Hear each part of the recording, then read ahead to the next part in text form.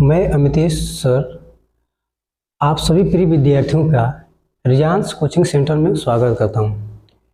हम लोग पिछली क्लास में वर्णमाला को देखे थे। वर्णमाला में हम लोग देखे थे कि स्वर कितने प्रकार के होते हैं और स्वरों को हम लोग 3 भागों में बांट के पढ़े थे। जैसे पहला था मात्रा के उच्चारण के आधार पर, दूसरा था जिह्वा के आधार पे, और तीसरा जो हम लोग पढ़ेंगे तो तीसरा ये था मुख के आधार पे। तो आइए देखते हैं इसको। मुख के आधार पे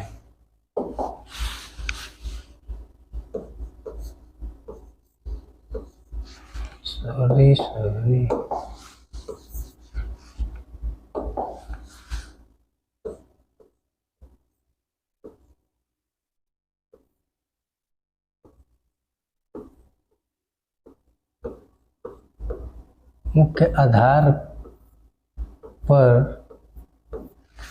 मुख के आधार पर स्वरों का उच्चारण, यानी कि मुख के आधार पे, यानी कि इसको हम 3 भागों में बांट के पढ़ते हैं। इसको हम 3 भागों में बांटकर 4 भागों में बांट के पढ़ते हैं। पहला आप लोग डालिएगा, पहला विपरीत।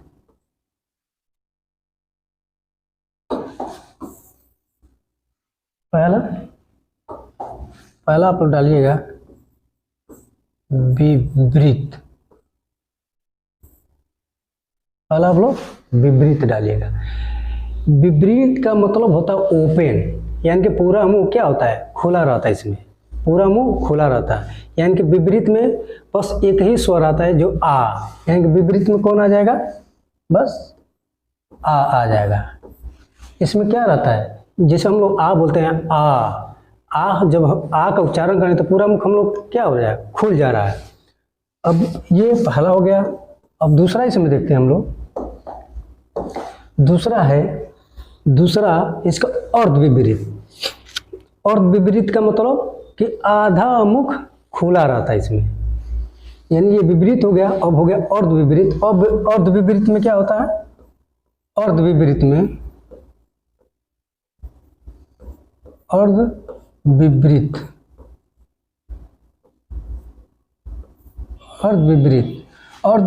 क्या होता है, मुख क्या होता है, आधा खुलता है। जब किसी हम स्वर का उच्चारण करते हैं तो मुख क्या होता है, आधा खुलता है। जैसे अ,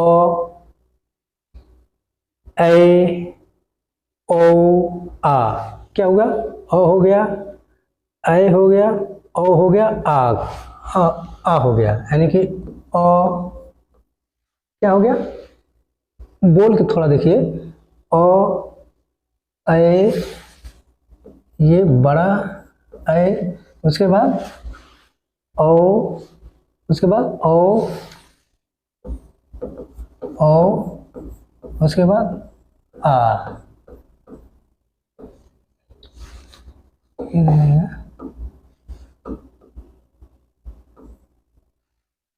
उसके बाद क्या हो जाएगा, यानी कि अर्ध विपरीत में क्या होता है, मुंह हाफ खुला है, यानी कि हाफ ओपन, यानी कि अर्ध विपरीत में हाफ ओपन, अ, ए, ओ, आ। अगला इसमें देखते हैं अर्ध समृद्ध। अगला क्या है, अर्ध समृद्ध क्या है, तीसरा अर्ध समृद्ध। तीसरा क्या है, अर्ध समृद्ध।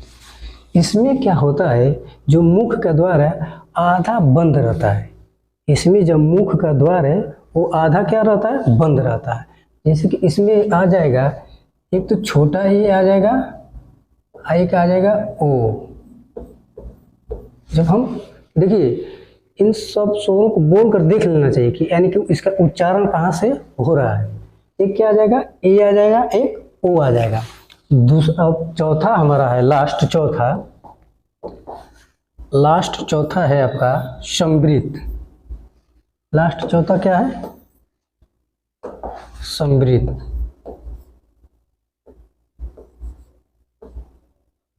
समृद्ध। इसमें क्या हुआ है, इसमें तो अर्ध अर्ध अर्धमुख और मुख का अर्ध द्वार खुला रहता है, लेकिन इसमें लगभग में मुख क्या रहता है, बंद रहता है। लगभग में मुख क्या रहता है, बंद रहता है। इसमें जैसे आ जाएगा, मान लीजिए आप बोलिए ई, से ई, से ऊ, से ऊ, यानी कि इसमें क्या होता है, लगभग मुख क्या रहता है, बंद रहता है। जैसे ई आ गया, उसके बाद बड़ी ई आ गई, उसके बाद ऊ आ गया, उसके बाद बड़ा ऊ आ गया। यानी कि समृद्ध में क्या होता है, लगभग मुख बंद रहता है। ये तो हो गया मुख के आधार पर स्वर। मुख के आधार पर, इसको लिख लीजिए यहाँ पे, मुख के आधार पर स्वर, है ना। तो अब क्वेश्चन पूछ ले क्योंकि मुख के आधार पर मतलब स्वरों को कितने तरीका से बोला जा सकता है, तो कितने तरीका से, 4। मुख के आधार पर स्वर को कितने रूप में ऐसे भी कर सकते हैं, मुख के आधार पर स्वर को कितने रूप में बांटा गया है, तो 4। अब हम लोग देख लेते हैं थोड़ा सा यहीं पे एक ट्रिक के माध्यम से देख लेते हैं कि जो स्वर हैं उनका उच्चारण स्थान क्या है। जो स्वर हैं उनका उच्चारण स्थान क्या है, तो थोड़ा ट्रिक से इसको समझते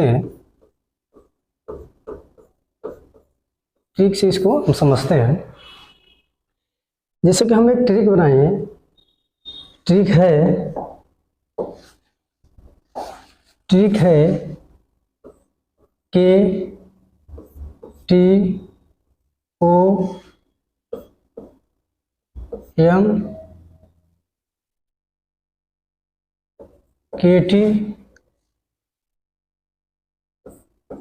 के ओ। इसको जो पकड़ लेगा वो समझिए कि स्वर को कर ले जाएगा। इसको जो पकड़ लेगा वो स्वर को कर ले जाएगा। तो केटीएम से हम लोग समझते हैं कि इसमें कौन कौन से स्वर आते हैं। इसमें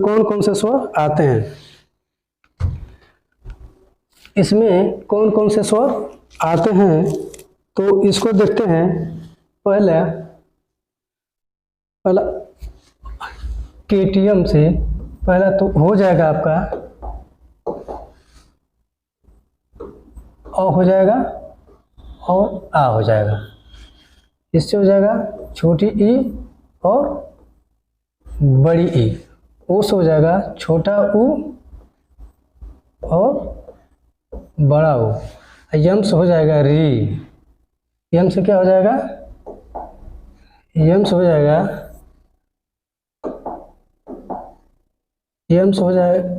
जाएगा आपका ऋषि री, है ना। यम से क्या हो जाएगा, ऋषि री। क्या हो गया, के से हो गया अ आ, टी से हो गया ई, ओ से हो गया उ आ, यम से हो गया री, केटी से हो जाएगा ए। केटी से क्या हो जाएगा, ए और ए। के ओ से क्या हो जाएगा, अभी मैं इसका मतलब समझ, के ओ से हो जाएगा ओ औ। क्या हो जाएगा, ओ और औ। देखिए ये ऐसा ट्रिक है ना, ये ऐसा ट्रिक है कि इसको याद करने में क्या, के टी ओ एम, के टी के ओ। अब इसका अर्थ समझ लीजिए क्या होगा। के टी से मतलब क्या होगा, के से क्या हो जाएगा, के से आपका हो जाएगा कंठ। क्या हो जाएगा, कंठ। के से क्या हो जाएगा, कंठ। टी से हो जाएगा तालव्य। टी से क्या हो जाएगा, तालव्य।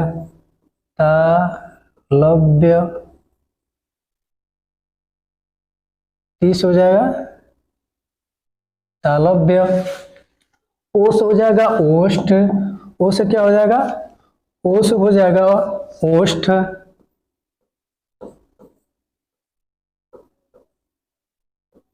ओ से क्या हो जाएगा, ओष्ठ। नहीं थोड़ा सा, ओ से हो जाएगा आपका ओष्ठ।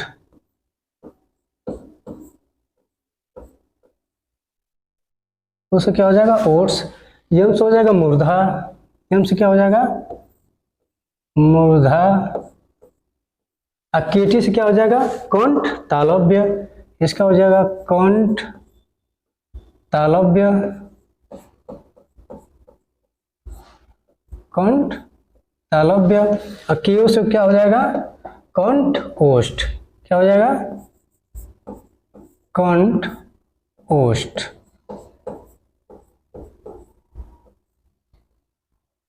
क्या हो जाएगा, कंठ ओष्ठ। समझ में आ रहा ना, देखो के टी ओ एम, के टी के ओ, यहाँ पे आपको सब कुछ मिल गया, यहाँ पे आपको सब कुछ मिल गया।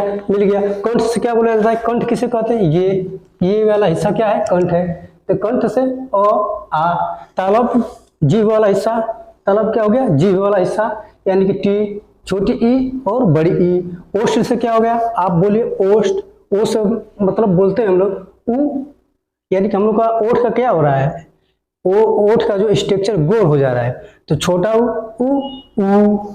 फिर हो गया मूर्धा, मूर्धा से क्या, पूरा मुख ले लीजिए, तो मूर्धा से यम से क्या हो गया, यानी कि मूर्धा से क्या हो गया, री, यानी कि जो हम लोग बोल रहे हैं रगड़ के आ रहा है थोड़ा सा, री। उसके बाद कंठ तालव्य हो गया, यानी कि कंठ इसको और तालव्य को लेकर, कंठ और तालव्य दोनों को मिलाकर बोला जा रहा है कंठ तालव्य। ए कंठ ओष्ठ से हो गया, यानी कि कंठ और ओष्ठ से हम लोग बोलेंगे ओ। आज की क्लास यही समाप्त किया जाता है। थोड़ा सा इसको बढ़िया से ध्यान दीजिएगा और इसको नोट कर लीजिएगा, क्योंकि बहुत बढ़िया ट्रिक है। तो अब अगले क्लास में हम देखेंगे स्वर, वर्णमाला तो खत्म, स्वर तो खत्म हो गया। अब अगले क्लास में हम देखेंगे व्यंजन, व्यंजन कितने प्रकार के होते हैं, व्यंजन का उच्चारण स्थान क्या है, कहाँ से इसका उच्चारण होता है। आज की वीडियो यही समाप्त होती है। थैंक यू सो मच, धन्यवाद।